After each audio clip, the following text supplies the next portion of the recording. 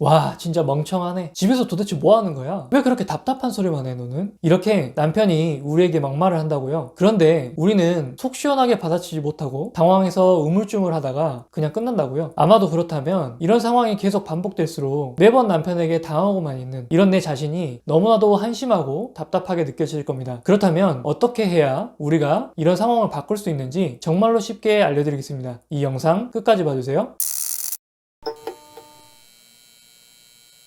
오늘 주제에 관심이 있어서 이 영상을 보고 계신다면 아마도 이런 경험을 하신 적이 한두 번은 있으실 겁니다. 예를 들어서 설명을 해볼게요. 남편에게서 너는 왜 그렇게 멍청하냐? 라는 말을 들었다고 가정을 해볼게요. 그런데 남편이 우리에게 막말을 했던 그 당시에는 우리는 엄청나게 당황을 했을 겁니다. 우리에게 막말을 했다는 그것 자체에 집중하지는 못하거든요. 왜냐하면 순간적으로 왜 내가 그 실수를 했지? 왜 나는 매번 그러는 걸까? 라는 형태로 자기 검열을 하고 자기 비판을 먼저 하게 됩니다. 그래서 우리는 남편에게 상황을 설명하기가 급급하거든요. 오늘 정신이 없었나 보네. 나는 일이 그렇게 될 줄까지는 전혀 몰랐지. 이런 형태로 말을 하기 시작을 하는데요. 이런 패턴이 여러 번 반복되다 보면 우리가 스스로 참고 또 참다가 결국에는 남편에게 화를 쏟아내게 되는 거죠. 우리가 그렇게 해서 화를 냈을 때 큰 싸움으로 이어졌던 경험들을 많이 해보셨을 겁니다. 하지만 우리가 화를 쏟아내고 크게 싸운다고 해서 남편의 막말이 멈추던가요? 그렇지는 않았을 겁니다. 남편하고 다투고 나서 조금 시간이 지나고 나면 그때서야 깨닫게 되는 거예요. 왜 나는 남편에게 이런 대접을 받고 이런 소리를 듣고 살아야 되지?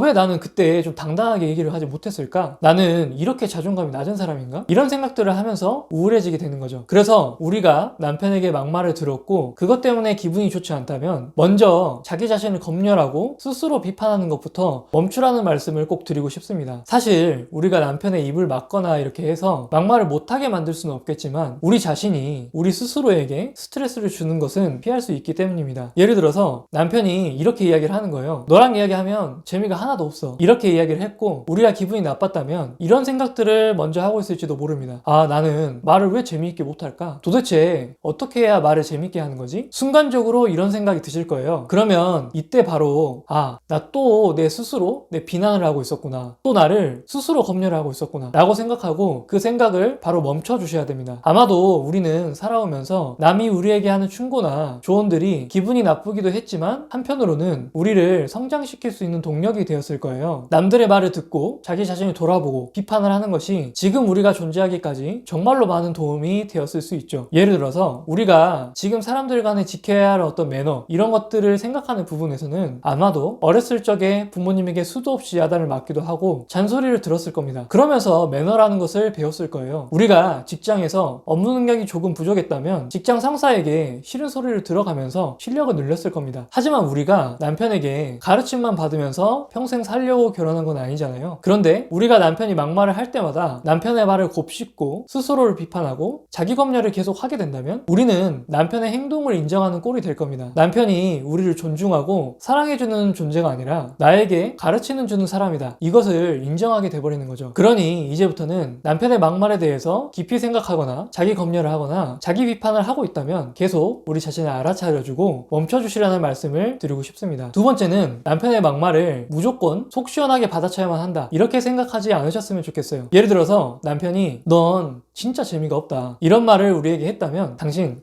그거 알아?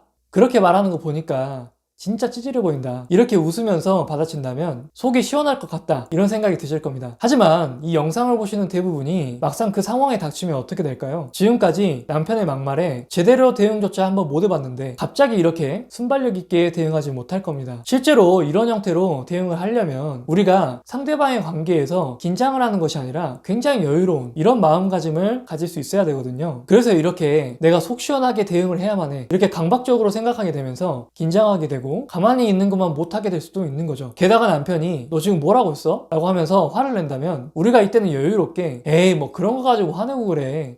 장난이야 장난. 이런 식으로 넘어갈 수 있어야 되는데 우리가 긴장해 있다고 한다면 이런 식으로 순발력 있게 대처를 하기가 쉽지 않을 겁니다. 그래서 정규과정 수강생 분들에게도 이런 상황인 경우에는 처음부터 사이다를 마시려고 하지 마세요 라고 말씀을 드립니다. 남편이 막말을 시작하면 어떤 에너지도 쓸 생각을 하지 마세요 라고 말씀을 드려요. 그리고 이걸 연습하는 것은 정말 간단합니다. 남편의 막말이 시작되잖아요. 그러면 그냥 2, 3초간은 아무런 대답도 하지 마세요. 더 이상 할 말이 없다면 그냥 내가 하고 싶은 일을 하면 됩니다. 아이들과 놀아도 나가도 되고 뭐 설거지를 시작해도 되고 TV를 보고 있다면 그냥 TV를 보는 데만 집중해도 됩니다. 다른 대화할 거리가 있다면 자연스럽게 다른 주제로 넘어가도 되고요. 물론 이렇게 남편에게 반응하지 않는다고 해서 남편이 막말을 바로 멈출 것인가? 그렇지는 않을 겁니다. 이후에 우리가 여유롭고 적극적으로 대응하는 방법도 마련을 해야겠죠. 하지만 분명한 것은 최소한 남편의 막말에 끌려다니지는 않게 되실 겁니다. 그리고 이제부터는 예제되는 남편과 싸우면서 허비했던 시간에 밀린 설거지라도 한 번 더 하게 되고 아이들하고 5분이라도 더 놀아주고 10분이라도 더 빨리 잠들 수 있게 되실 겁니다. 그렇게 서서히 우리가 남편의 막말에 점점 신경이 쓰이지 않을수록 우리에게 마음의 여유가 생기게 되고 남편의 막말에도 이제는 매우 유연하게 속 시원하게 대응을 하실 수 있게 될 겁니다.